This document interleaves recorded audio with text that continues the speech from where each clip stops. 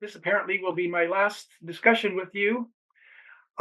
In light of, in light of all the studies of secular post-contact changes that Mecchio and Trobrianders have experienced, I guess it was inevitable that at some stage I would turn to analyzing their encounters with Christianity. No doubt the most significant uh, change in their lives in the last decade or two, and maybe for the Trobriands longer than that.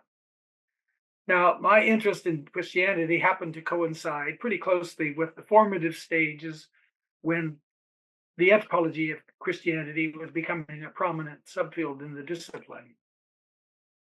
And right from the beginning, of course, anthropologists, mostly from Western backgrounds, studying Western religion, would come up with controversies. Well, what you'll see in this discussion of my engagement with the anthropology of Christianity is quite a lot of that, a lot of controversy, of which I'm actually quite proud.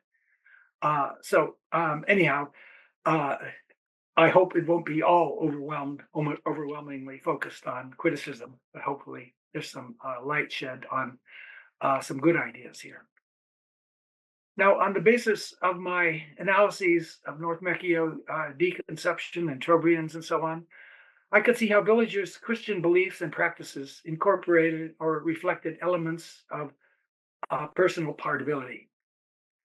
My first two publications on that topic, which I think I discussed in a previous session, Syncretic Persons and Totem and Transaction, they were I approach North Mecchio Christian individual personhood as an accompaniment to more worldly changes.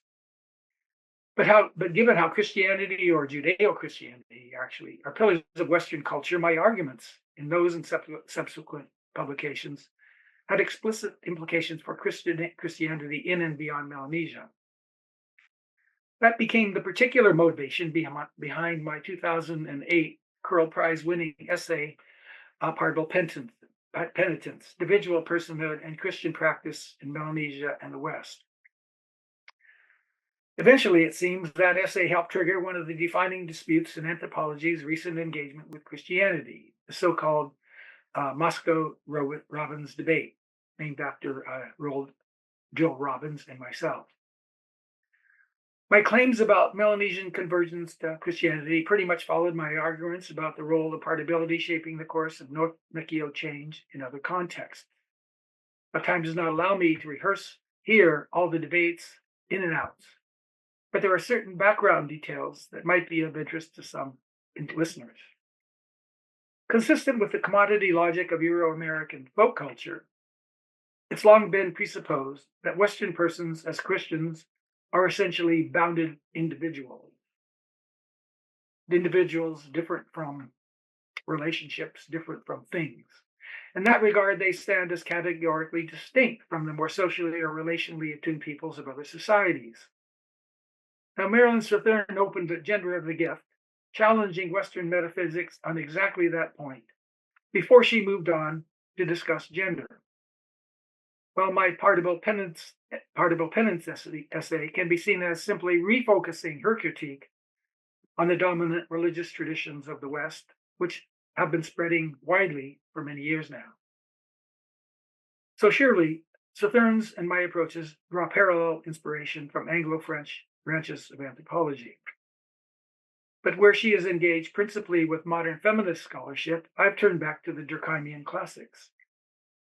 It's from that old-fashioned perspective, I suppose, that I came to see how Christian persons, both people and spirits, qualified analytically as individual or partible persons, not as individuals, as argued by my adversaries. As evidence of that, I urge you, just take a close look at practically anything going on in either the Old or the New Testament, and I think you will see that it's all about versions of God giving instructions to the people to give obedience to Him and to worship Him, or to Jesus, Mary, the saints, or whoever, who in turn are expected to respond with gifts, a blessing, worship, and then the gods are supposed to respond with blessings or punishments. Now, that time of reciprocal relationship between sacred and profane persons and realms has long been recognized anthropologically in many societies, namely sacrificers detaching parts of their persons as offerings to deities who are expected to reciprocate with detachments of their persons for sacrificers' benefit or otherwise. One of the core issues that animated debate was whether Melanesians' adoption of Christianity amounted to a break or rupture from indigenous religions, or continuities of them. I argued that if traditional Melanesian religions and Christianity both qualified as basically sacrificial systems, then transformations of one to the other corresponded to continuities of formal structure, regardless of changes of symbolic content. This meant that people who had undergone Christian conversion may very well profess that their experiences were radical shifts from the overt meanings of the previous religions. But at the level of structure, it still amounts to a continuity which is as crucial as the perceived semantic shifts. This issue is no different, I think, to how fully competent speakers of any language are mostly unconscious of the linguistic structures on which their thinking and speech depend. Now, my adversaries in the debate accuse me of failing to take converts' subjective views of their experiences as valid evidence of rupture or break between the two religions. I argued that any explanation of Christian conversion or other change, which simply accepts at face value people's estimation of their experience as sufficient for social scientific explanation, is both empirically and theoretically incomplete and flawed. What people do and say about themselves are indeed important data, and they must be respected as such. But data and explanations of them do not have the same weight or status in ethnographic analysis, at least in my view. Well, in many ways, the debate stemmed from Joel Robbins' influential 2007 essay, Continuity Thinking and the Problem of Christian Culture. There, he was strongly critical of work, such as mine, which he interpreted as reflecting a long-standing anthropological bias, a bias towards studying the continuity of culture rather than changes, even in the modern world, respect to it. I submit that there has been good reason for that bias. If knowledge of a system's prior state is preemptively dismissed, and thus any possibility of identifying continuities among subsequent changes, then investigators are at risk of being left only with their own ethnocentric presuppositions to frame their analyses. How is it possible to explain change without first understanding the state of things prior to their changing? Now, this problem took a particular form in the debate. Due to their supposedly rigid synchronism, the gender of the gift and the new Melanesian ethnography and my work have long been accused by numerous Melanesianists and others of being incapable of analyzing change. Now, it's long struck me as curious that many investigators who have been committed to the study of change would pay lip service to the originality of, say, Strathern's ideas, yet as soon as they proceeded to analyze whatever they were doing, they ignored her insights. Now, this seemed to conceal to me a profound bifurcation in Melanesian ethnography, which ought to be exposed. So I opened the Partial Penitence paper, calling attention to that rift, seeking, as I had done in previous work, to apply my new Melanesian ethnography to Melanesian religious change, hence Christianity. Now, Partial Penitence underwent a rather peculiar publication history. In the 1990s, I began investigating North Mechio Catholicism in both its traditional and charismatic forms. In the late 1990s, I presented my findings at international academic conferences with attendances of the usual suspects. Syncretic Persons, that article, was my first published application of particle theory to Christianity. Fellow Melanesians at the time were tending to characterize the differences between indigenous and Christian modes of personhood in terms of relationalism for Melanesian versus individualism of Christianity. Often in these contexts, they would reference Strathern on the points of relationalism, but almost never did anyone bother to distinguish or acknowledge Strathernian partability, which carries, for me at least, a very specific meaning, from which their uses of relationalism merely refer blandly to the fact that somehow people are related. So I delved into other ethnographers' accounts of Christian conversion. It seemed to be transparently obvious that villagers' engagements with spirits of the Christian pantheon consisted of varieties of sacrificial reciprocity.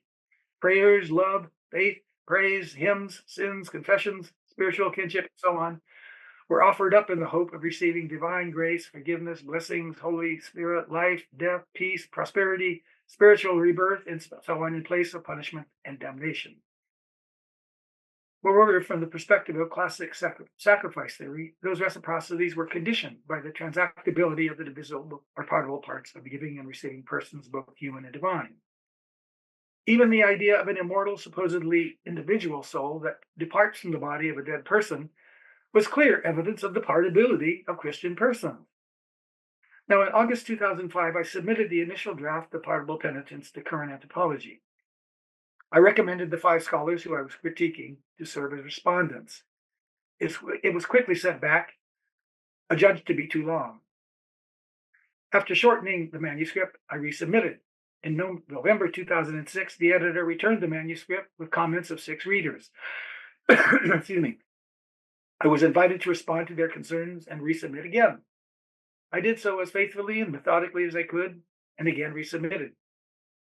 But in January 2008, I was notified that the manuscript was rejected for publication with these words, quote, "Though these reviews note significant strengths of your manuscript, the main weight of referees' comments is negative," unquote. Well, rather than make a stink about it, I just simply decided decided not to publish it in the journal, but to submit it to the Royal Anthropological Institute's Curl Prize, an annual prize for the best publication submitted that year. And in the following April, I was in the field and I received notification that it had won. And I sought publication then in the RA's own journal, the JRAI. Well, the articles, the commentaries, and my rejoinder were published together, just as I had originally intended with Current Anthropology, with the people I was criticizing offering their views. Not long after, I guess the article took off and it became debated, kind of like worldwide. Responding to issues that appeared in that literature over subsequent years, I published a series of additional articles elaborating on the theme of Christian and Western partibility.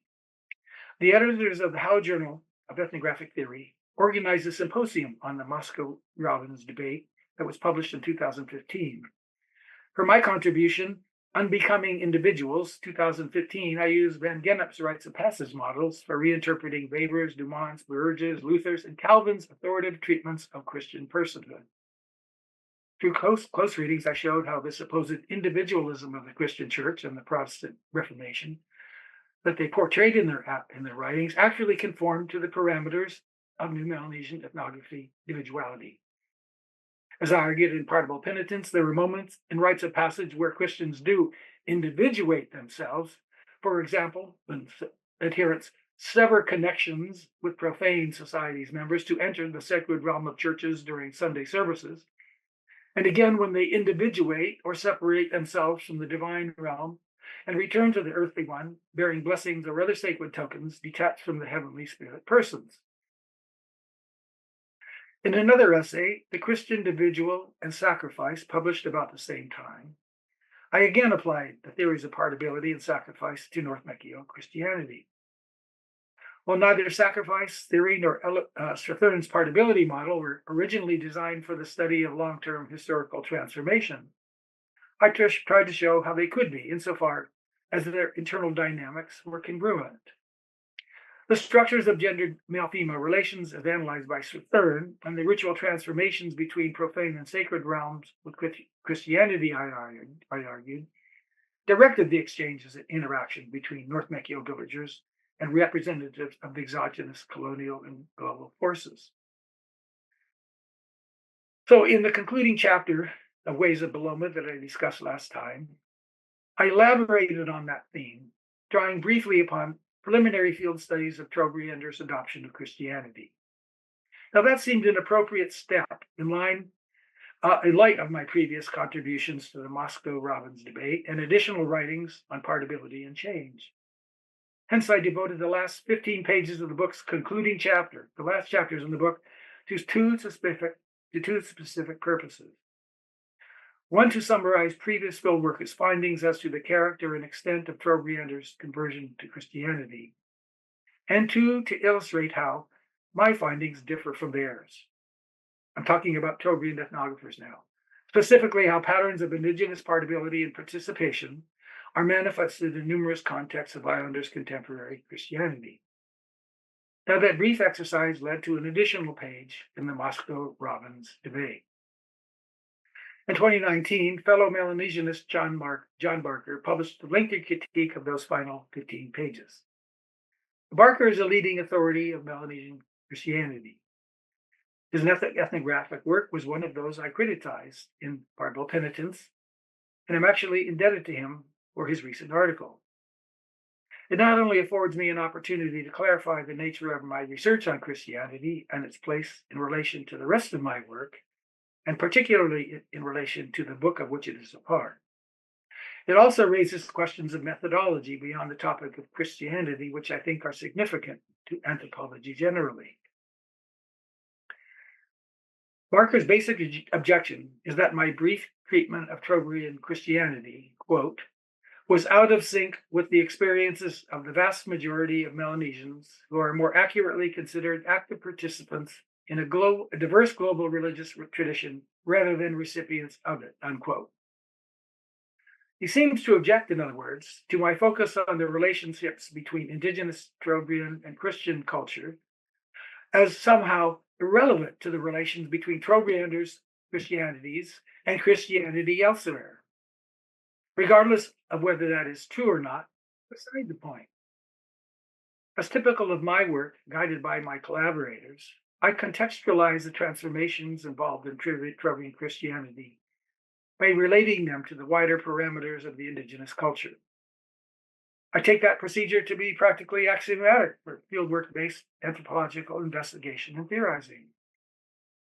Barker's objection, however, emanates from a fundamentally different perspective, which is, at best, tangentially related to the content of the pages he criticized and the rest of the book that precedes them, which he ignores. He declares this quite clearly.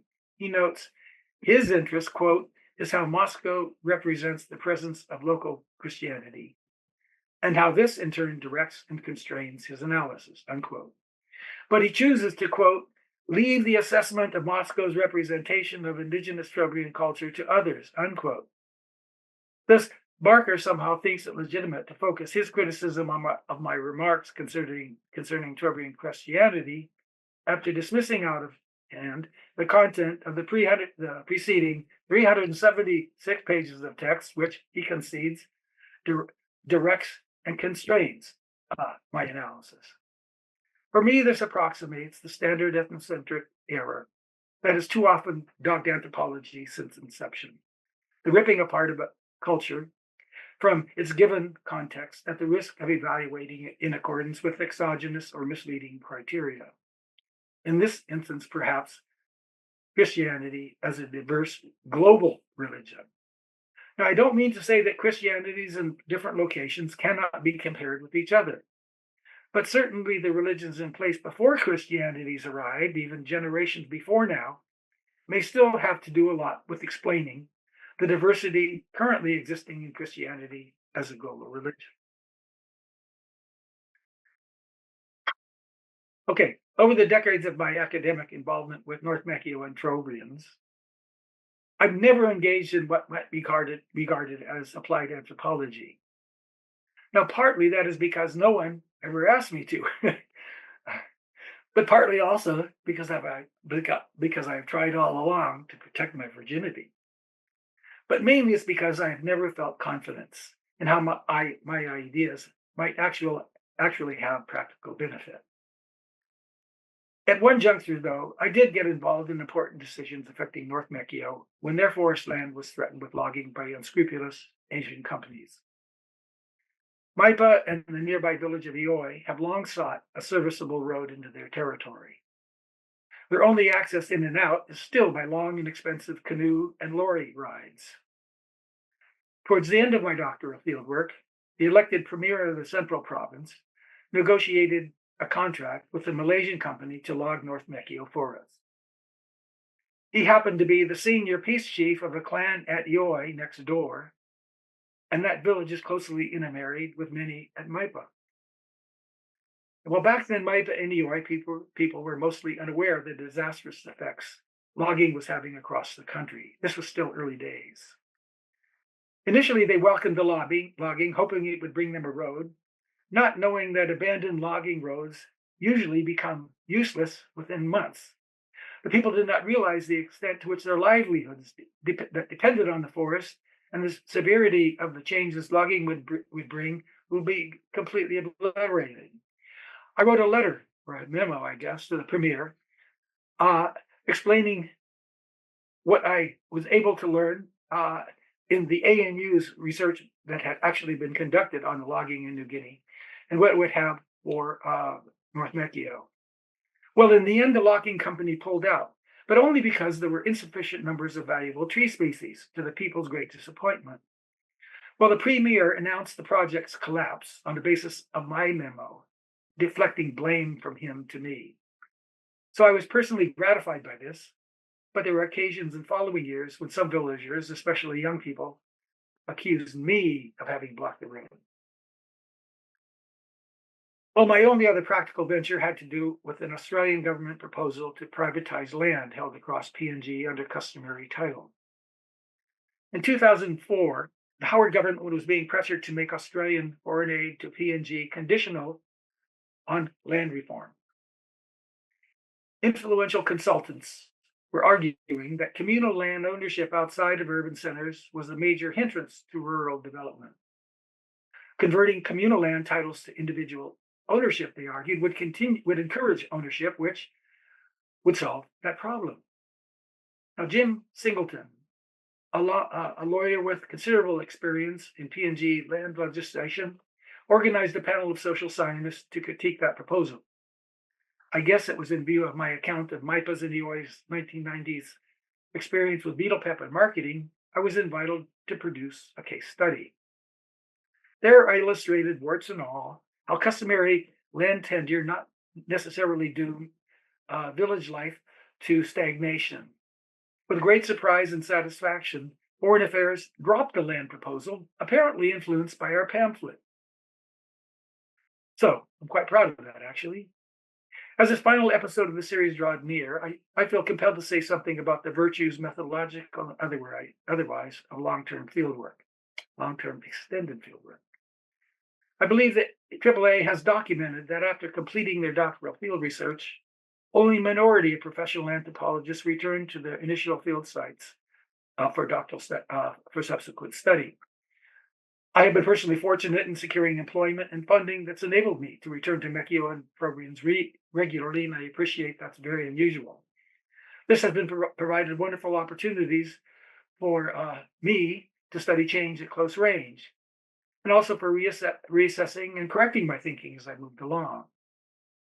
Those benefits, I think, are obvious. But there have been benefits also for the people who have welcomed us and supported us with their knowledge, patience, and resources, speaking of anthropologists in general. Over the years, I've met people from Pacific communities where anthropologists had conducted their doctoral studies, but never returned or even followed up with informal contacts. Of course, the pressures of modern life, such as multiple return visits, such as I have joined, are impractical or impossible for many, especially people in academia. But still, the people I'm speaking of, who have hosted visiting anthropologists, have sometimes recounted feelings of considerable disappointment, and sadness. Typically, I assume they accepted anthropologists on the grounds of kinship, with which they were familiar, in which they accordingly presumed or hoped would be lifelong.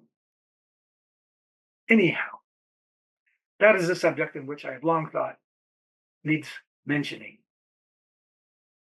Well, Frederick Laugrand, the producer of the series of discussions, has asked if I might reflect on the future of anthropology.